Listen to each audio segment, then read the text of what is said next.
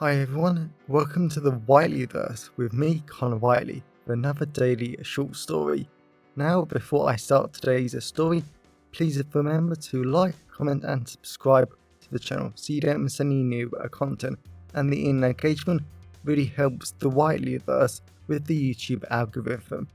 Also, if you want to buy this short story and any of my other fiction, then they're available from all major ebook retailers and at your local bookstore and local library if you requested, and you can order paperback copies from Amazon. Now, here's today's short story. I hope you enjoyed just as much as I did writing it. Hot spring eggs.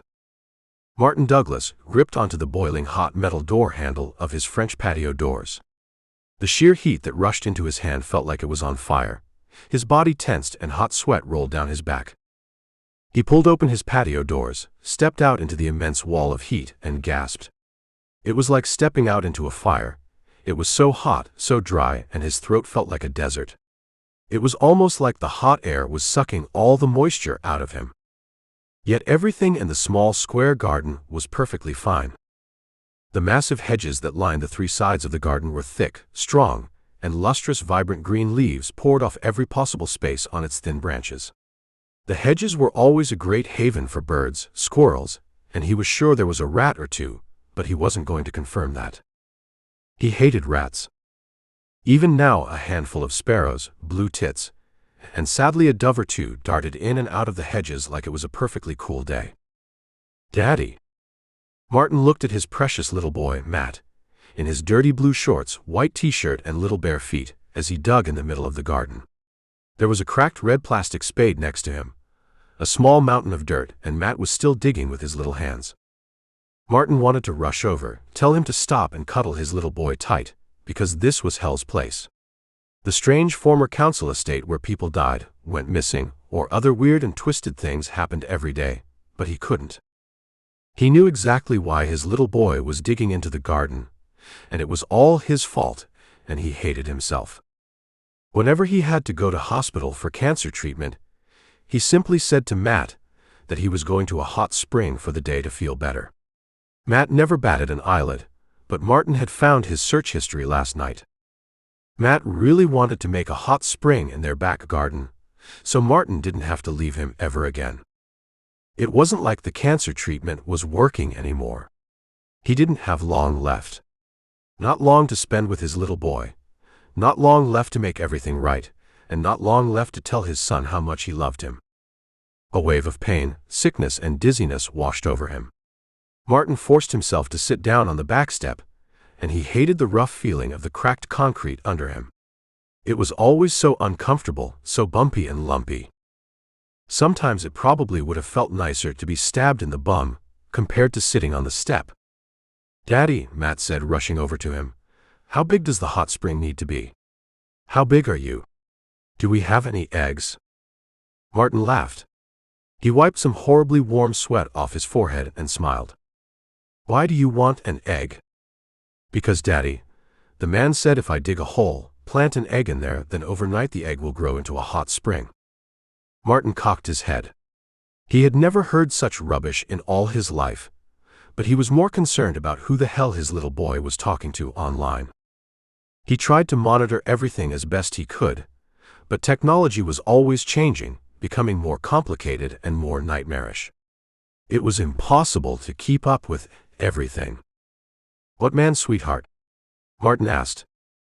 Matt pointed behind him. "That man. Your friend.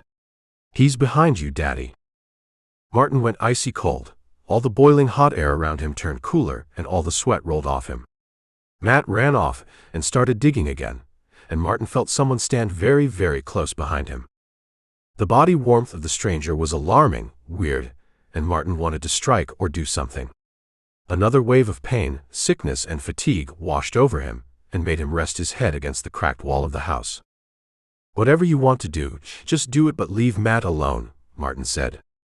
A young man stepped out beside him. Martin was surprised the man was so young. He barely looked 18 years old in his black Gothic-style three-piece suit with long black curls, blood-red eyes, and a perfectly androgynous face. It took Martin a moment, but he recognized the man.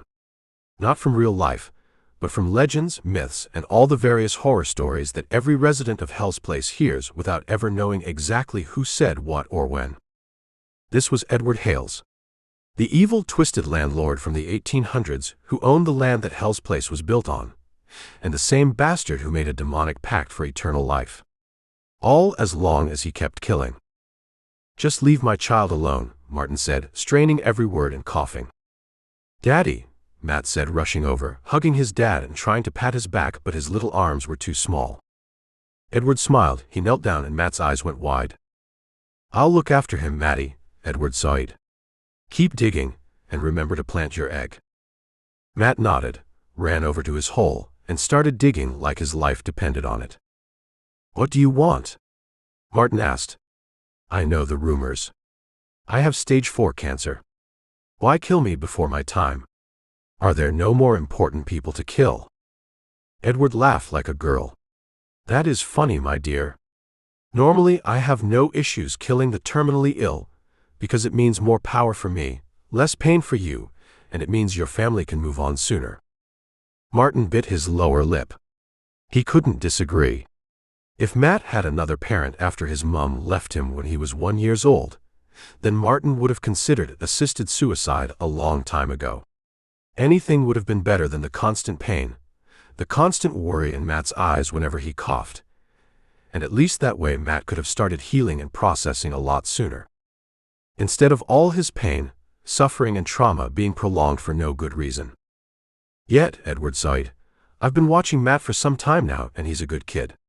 He has never complained, never hated you or the world for your illness, and he has showed more resilience than most adults do in their lifetime." Martin smiled. "He's an amazing kid, and I'll appreciate it if you didn't watch my child." Edward laughed. "It's nothing personal. I watch everyone. I listen to every word.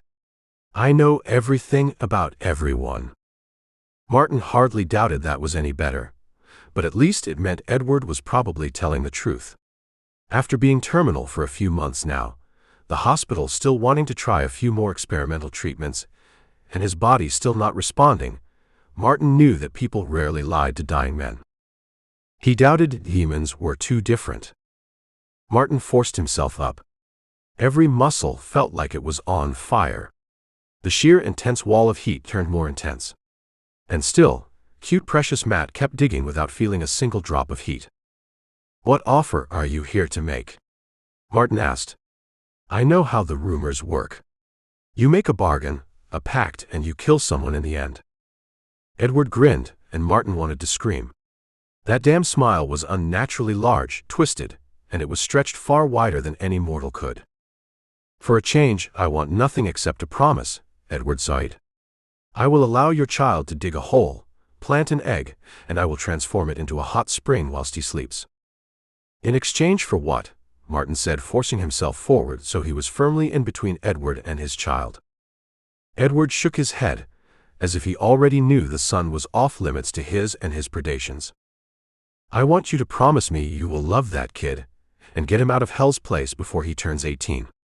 Once he turns 18, he will be fair game to me." The realization, the words, the threat slammed into Martin like a hammer. He looked at cute precious Matt.